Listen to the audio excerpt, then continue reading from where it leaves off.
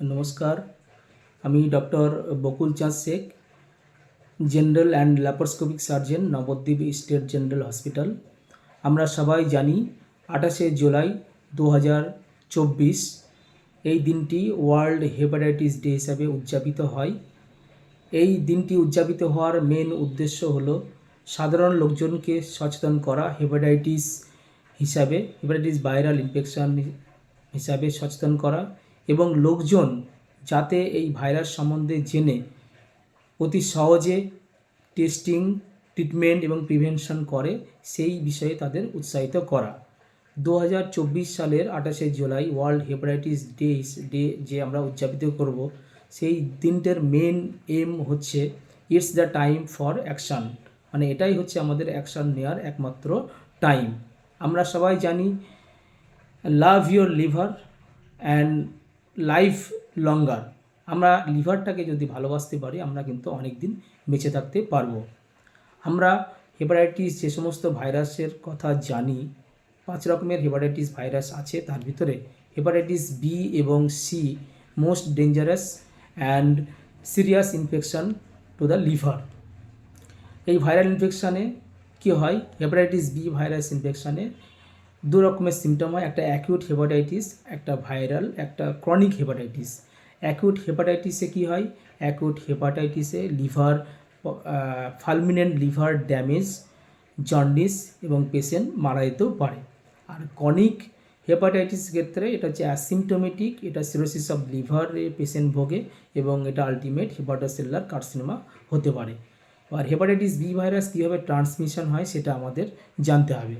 Number 1, mainly it is transmitted through the blood and blood product and any body fluid from human to human. Number 2, from mothers to child during pregnancy or during labor. Number 3, unprotected sexual intercourse through multiple sexual partner.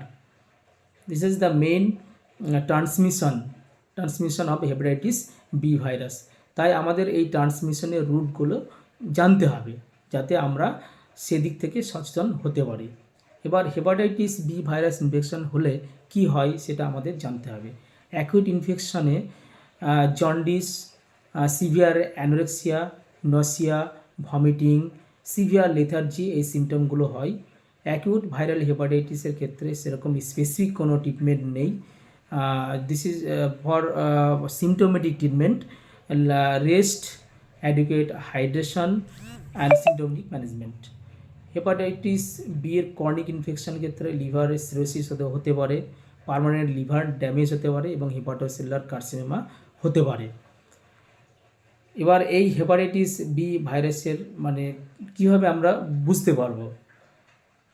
Chronic hepatitis B হচ্ছে asymptomatic, patient কোনো symptom থাকে না। সেগুলো কীভাবে বোঝা যায়? সেগুলো বিভিন্ন রকম ল্যাব টেস্ট, যেমন হেপাটাইটিস বি সেরোলজি মার্কার, তারপরে liver function test, USG, fibro scan, CT scan ইত্যাদি এই সমস্ত দ্বারা একটা ডায়াগনোসিস করা হয়। ম্যানেজমেন্ট হচ্ছে hepatitis B vaccine is available. এটা হচ্ছে affordable, easily acceptable, cost effective. Hepatitis B prevent করতে পারে এবং কিওরও করতে পারে। আর ক্রনিকের ক্ষেত্রে, যার ক্ষেত্রে হেপাটাইটিস বি পজিটিভ, সেক্ষেত্রে মেডিকেল ম্যানেজমেন্ট, অ্যান্টিভাইরাল থেরাপি করাতে পারে।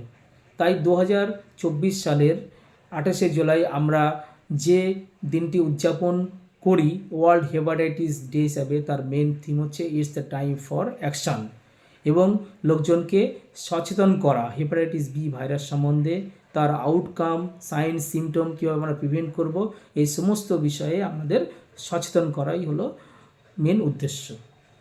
নমস্কার।